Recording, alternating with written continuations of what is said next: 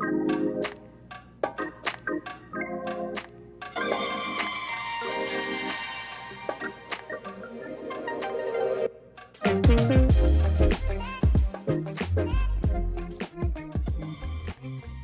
hi everyone, welcome to another episode of Leaving Footprints, where we talk to professionals from various different backgrounds. I'm gonna have Anke go ahead and introduce today's guest. Yeah. So for today's guest, we have Becca Martinez. Becca has a successful podcast called Chatty Broads and also has an Instagram following of over 700,000 followers. She's also an alumnus of UCI and has a successful clothing brand called The Good Alma. You should definitely check it out because it has a huge, beautiful collection and an amazing focus on sustainability. So I think just to start off, can you tell our audience a little bit about yourself, Becca? Yeah. And also, it was so funny. I just found out yesterday that I'm actually going to be able to walk in the undergrad ceremony Congrats. in June. I didn't sign up in time for the registration. And I was like, oh my gosh, I hope after I was going to UCI for trying to finish my degree for almost 8 years. And so I was like, oh my gosh, I hope I can walk. So just found that out. So excited about that. A little bit about myself. There's a lot of things I could say, but I guess just to kind of summarize, I know people are always curious about how I got my Instagram following. I was on the reality TV show The Bachelor back in 2018. I have 2 small children, a 2-year-old and an 11-month-old. And because of the Instagram following I got from The Bachelor, I've now been able to develop other avenues. And as was mentioned, I have a podcast called Chatty Broads that I share with my co-host, and also a clothing line that just launched for the first time in March with just a few pieces, but I was literally on 2 meetings this morning, and we're planning on expanding and have so many new things in store for the upcoming year. So it's really exciting. There's a lot that's like really been ramping up, and a lot of different ventures that are coming together this year. That's really exciting. Congratulations on graduating. That's huge. Thank you. I'm so excited. Yeah. I think Ankit was going to walk in the UCI undergrad as well. I graduated undergrad last year and I didn't get the graduation because of COVID and everything. So I'm getting my graduation moment for both my grad and my undergrad on June as well. That's awesome. Congrats. Oh, that's so exciting. It's nice that we get to like kind of walk still, even though it's, not quite the same. I'm still excited to put on like a cap and gown and do the whole thing. That's so exciting for you.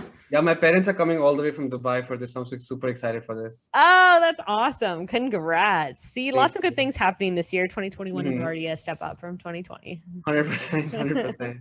Yeah, actually, I was going to say, since we're talking about UCI and going to school, would you mind telling our audience kind of about your journey through, since you kind of mentioned earlier how that was? Yeah. So, I first started at UC. I graduated from high school in 2013, started UC Irvine the fall of 2013, and I went for 2 years. And at first I was an English major, and my plan originally was to get just a liberal arts degree and then get my teaching credentials. And so I just kind of like picked a major.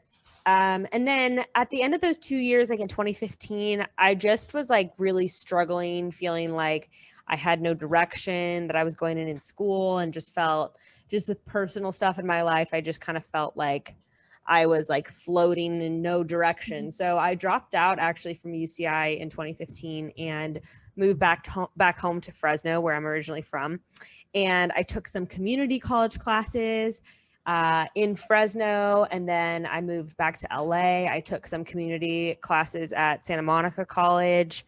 And so I was kind of just like toying around, still taking classes.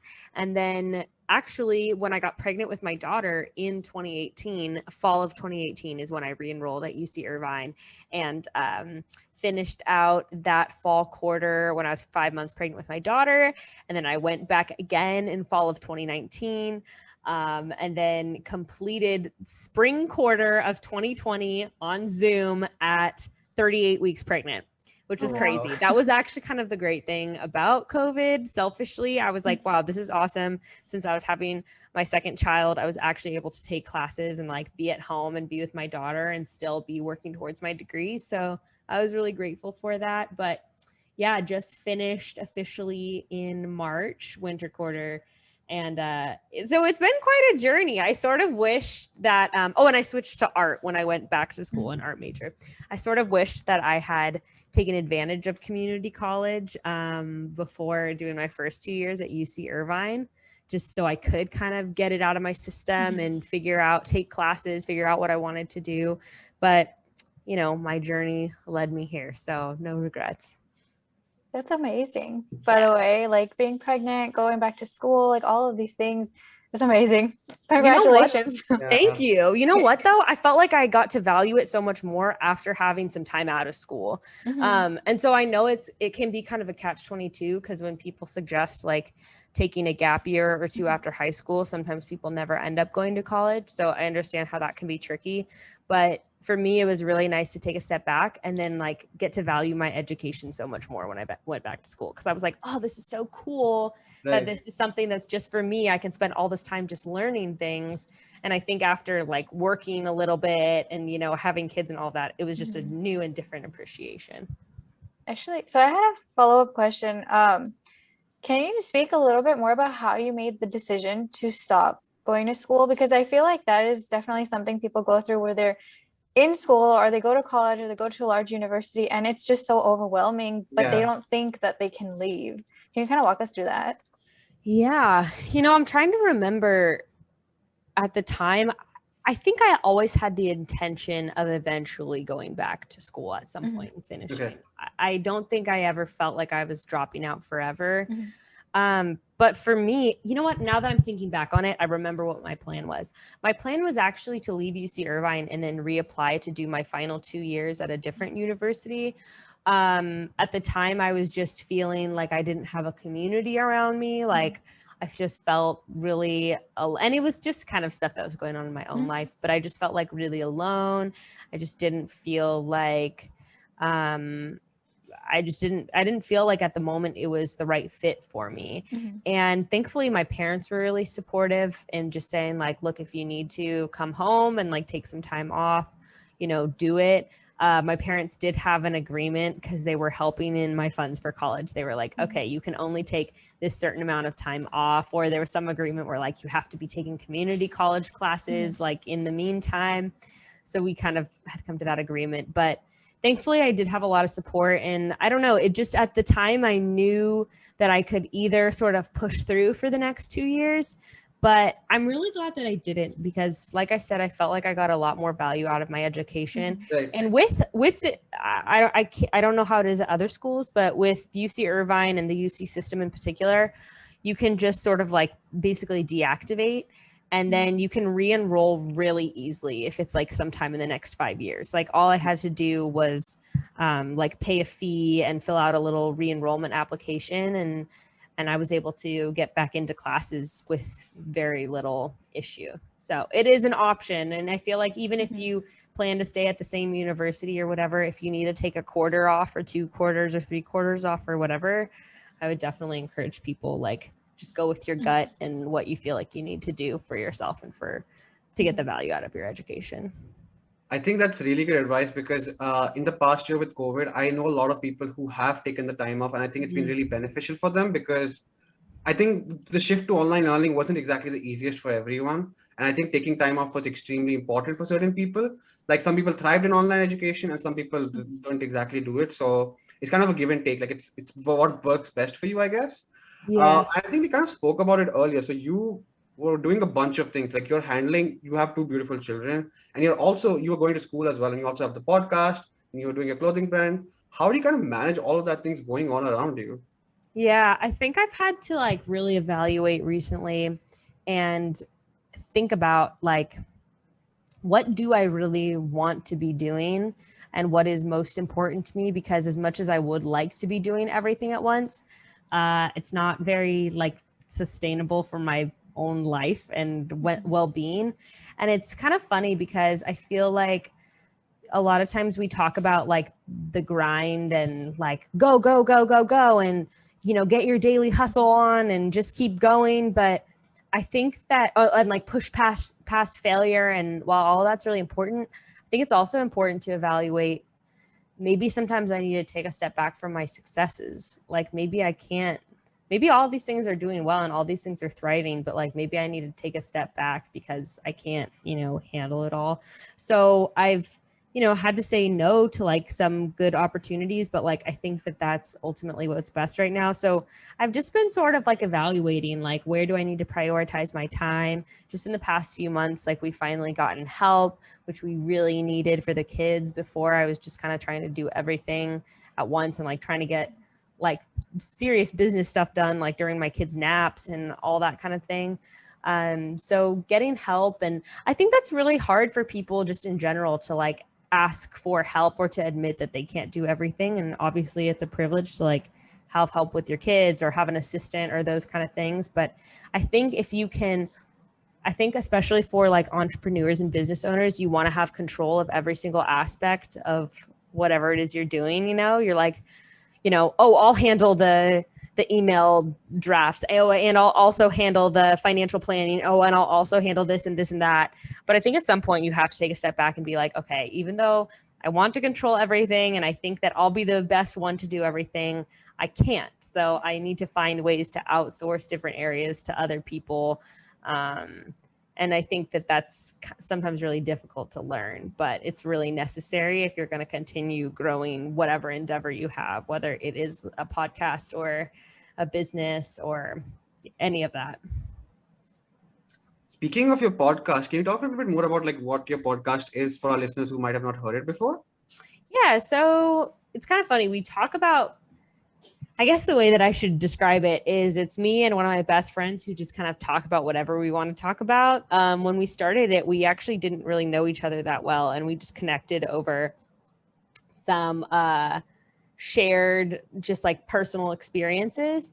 And then through the podcast, we found out that we had so much in common, which, by the way, is I think a great way to have like a business partner just in general. I feel like business partners are sort of like roommates. Like if you try to make your best friend a roommate or your best friend a business partner, probably like 4 out of 5 times it ends up going really, really south.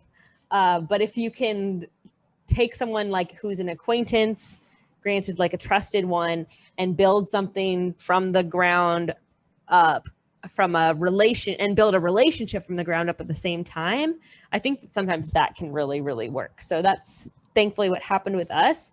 And then now we kind of talk about The Bachelor, we do recaps, we talk about like dating and lifestyle stuff, motherhood.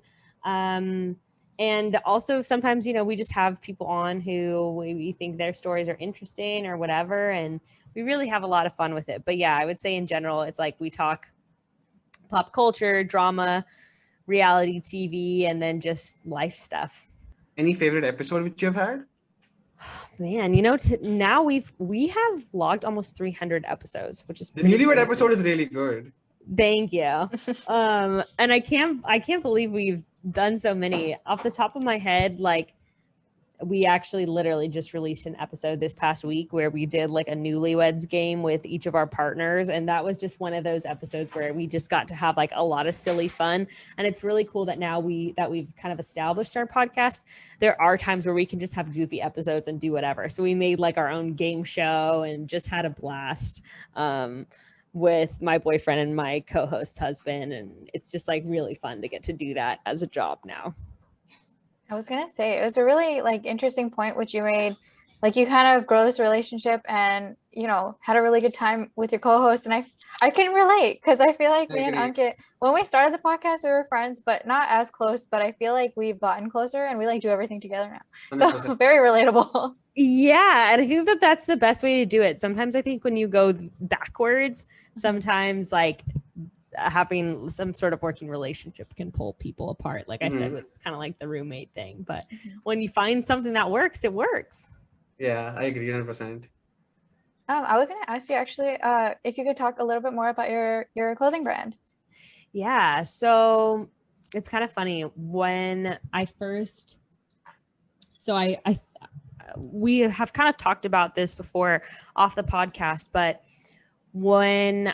so I got approached basically by a company that develops brands for influencers.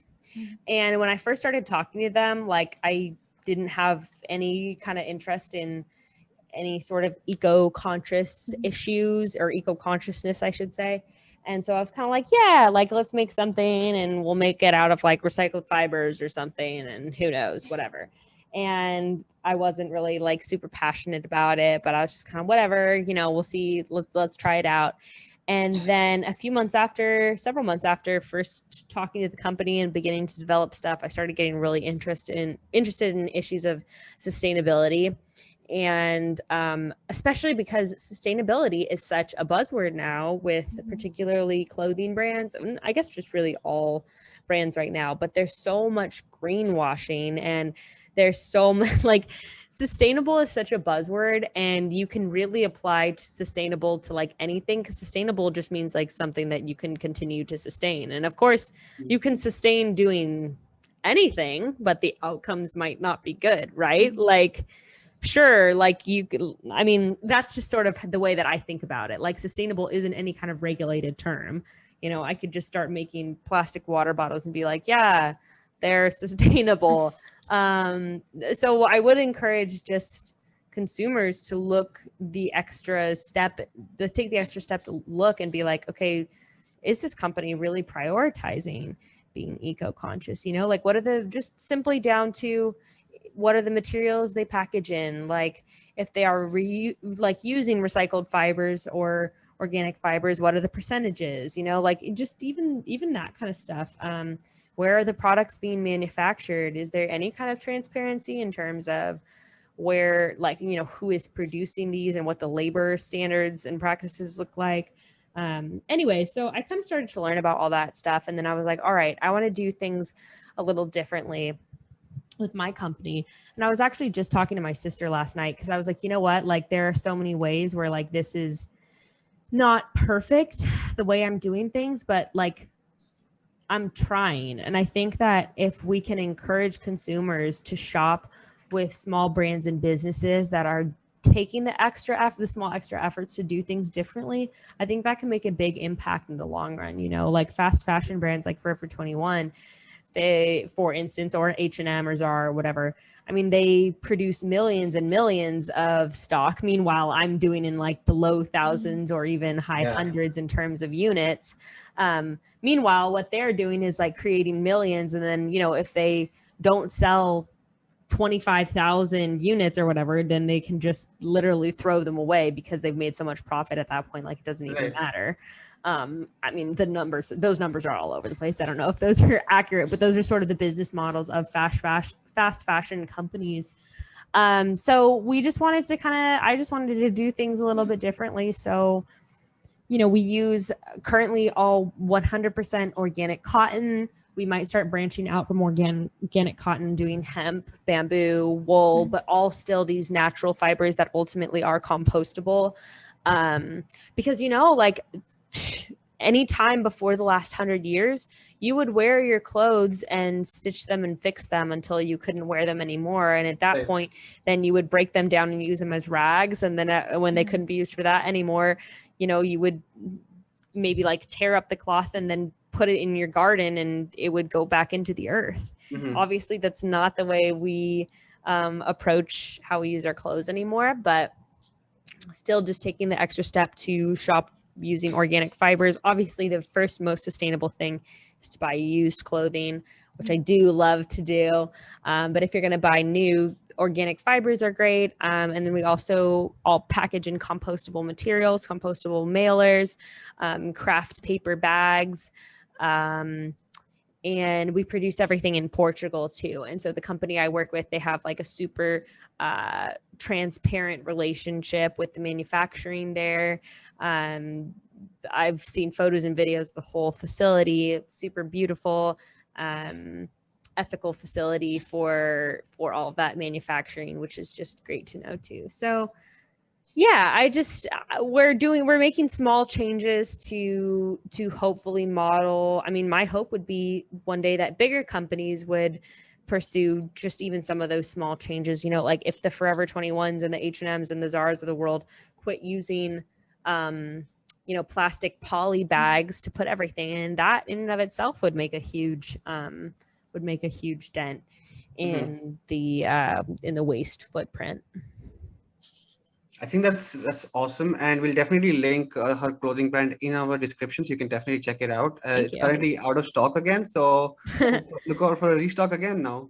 Yeah, I mean that's another thing. Like in the first model, I did like really limited quantities because I didn't want to have a bunch of extra leftover that went to waste. And then now, we were able to get a much better idea of like quantities that people want. Of course, also people don't realize that you have to put up all the money up front to invest in the initial stock. Yeah. So it's like, I'm not going to buy like an initial stock of 20,000 items because I have to put all the money behind it. And organic cotton and all that kind of stuff is much more expensive than other fibers. So anyway, but we're going to be growing and expanding, hoping the way things are going, it's going great. So hopefully in the next year, quantities are going to get larger. There's going to be more items and it won't just be a little sold out sign on the store moving forward. That's Yeah. exciting. That's really exciting. That is really exciting. And I'm glad you kind of told our listeners about that. I hope it inspires them to look more into being, a little more sustainable when it comes to clothing. Yeah, and I think it's really fun too to like look for small shops and businesses, and you can see the people behind the stores that you're supporting, and I think that that's a really special, fun way to spend your money. Also, is like investing in something that someone created with love. 100%. So not only are you a businesswoman, but you're also, as we said, like heavily present on social media. And our podcast basically focuses on professional development and networking. Can you talk about how you kind of maintain and grow your personal brand on social media? Yeah. I mean, it's such a cliche, but for me, with the particular kind of social media presence I have, which, I'm sort of like a mommy blogger, I guess you would say, type of influencer, sharing our life as a family. It's super cliche, but I think you have to just be yourself and share moments of vulnerability with people and show people your real life and the real struggles that you have. And I think when people try to pursue this sort of like picture perfect image or try to be like other people on social media, I think that sort of inauthenticity kind of shows through and that people can sort of tell. And sure, people might be interested in like what top you're wearing, but I think it's different to be like interested in the stuff that someone sells versus like the person that they are. And I feel like that's something that businesses and brands can really learn a thing or two from as well. Like I think as a business or a brand, you can share moments of vulnerability, Right. like I've seen, for example, on Instagram business pages where if there's like, let's say some sort of like flub with shipping or something like that, I've seen brands like blocking and deleting, comments that are upset or something like that. And I'm like, wait, but that's like a really cool opportunity as a brand to show a moment of vulnerability. I mean, obviously it's different depending on what scale you're operating on, of course. Like there's, like I said, like the Forever 21s of the world, that's probably not applicable, but for like brands starting out, there's always going to be a lot of issues happening. But like, what if you can take that opportunity to share like, hey, this is what goes on the back end. You don't have to get into detail, but like this happened. And like, this is so like, we're so sad that like people are disappointed about this. And like, this is what we're doing to like work harder to make sure that these issues don't happen in the future. And I feel like being able to share those moments, people really, it causes them to connect and like bond with a brand or a company and be like, Right. wow, like they really care. And I know what's going on. I think people want to know what's going on behind like the brands that they love or the people that they love or the companies that they love. I think they want to know what goes into the planning process, what goes into what, people are curious. And that's one thing I did do a little bit differently with the Good Alma. And this is maybe just more from an influencer standpoint, but like I've seen other influencers or bloggers who they release a clothing line and then it's like all of a sudden out of nowhere on a random Tuesday, they're like, my clothing line just dropped. I've been so excited. I've been working on this for the past 2 years and everyone's just kind of like, what? I haven't heard about this at all for the past 2 years. Obviously there's, there's like NDAs and stuff like that. But if you can even share, like I am working on a I'm working on designing a clothing brand right now. Like, what color palettes are you interested in? You know, like that's something a brand or company, obviously this is specific to clothing, but you know, putting up stuff on your page of like, which one's your favorite color? Like genuinely, we want to get feedback. And of course that stuff is super helpful for a company, and it engages people because it's like a genuine interest in having a relationship with the consumer. And I think that just makes the consumer that much more invested in whatever the product is. So I just feel like companies, brands, influencers in general, if you can like show vulnerability and find creative ways to genuinely connect, not like, you know, I've seen people on like companies on Instagram being like, you know, what do you do on Saturdays? Like drop in the comments below. And it's like, yeah, you can do that, but the brand is not actually curious in getting feedback, and consumers can sense that. If it's something like, which do you prefer, this cardigan or this sweatshirt? Like, we want to know. People are going to be like, oh, they're actually concerned about my feedback. Anyway, I could go on and on about that kind of stuff because I love to nerd out about social media, but I think that for a lot of individuals and brands, it's a really untapped way to connect with who the person is, who's buying their stuff on the other side of the screen. Being an influencer, as you said, kind of also involves like putting yourself out there and being vulnerable. And sometimes people don't like that. And like, as you said, even in Instagram bio says, everyone makes mistakes. I just make them in public. How do you draw the line as to like how much of yourself and your family and your close ones are you showing to the public? And I think that's something that I've just kind of learned over time. Like, I think in the beginning, like in the first year or so, I was really oversharing certain areas and really undersharing other areas. And I guess I can't think of any specifics, but now I just know I've almost had like a crash course in media training. Like, you know, I don't go deep into like talking about, you know, there's just certain things that like always trigger people, like certain discussions around vaccinations, like certain discussions around certain sectors of politics. Like there's just certain things sometimes where I'm like, okay, I am not passionate about this enough about this issue to like fight about it, so I'm just not going to talk about it, you know.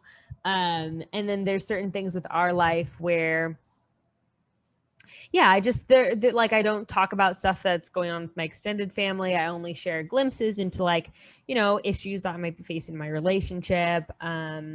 I've been trying to pull back in terms of like what I'm posting about the kids and like personal details regarding them, you know, like health stuff regarding them, that kind of thing. But it's just kind of now, after like 3.5 years, it's sort of just become an intuitive movement through the social media space. But yeah, there's definitely things that I just choose not to share. And sometimes it's for no particular reason. I'm just like, I don't feel like talking about that with, 700,000 people. I was just going to ask, kind of going off of this topic and then also relating it back to our listeners who are mainly students and people like trying to find jobs and stuff like that. So how do you kind of deal with even like negative feedback or criticism that might be coming at you for your personal brand and your clothing brand? I think that's a great question. That's another thing that I feel like I've really just had to learn over the past few years. I think just remember, try not to take it personally, even though, you know, working towards your resume or working towards your company or whatever is always a huge like labor of love and just a lot of blood, sweat, and tears behind it. As much as you can, you just have to tell yourself like it's not personal. And you also have to be really discerning, I think, about taking your ego out of it and being like, okay, where is the kernel of truth in this, even though I may not want to see it? And really, you really have to hone your discernment, because sometimes people's feedback is trash. You know, like sometimes it's like people are just mad or they don't like you or whatever for no reason. And sometimes it's like, okay, that is just, you know, whatever they said or thought about me was just dumb and whatever. But then you have to use the discernment too to be like, okay, but is there something in here that I need to be aware of or need to address or whatever?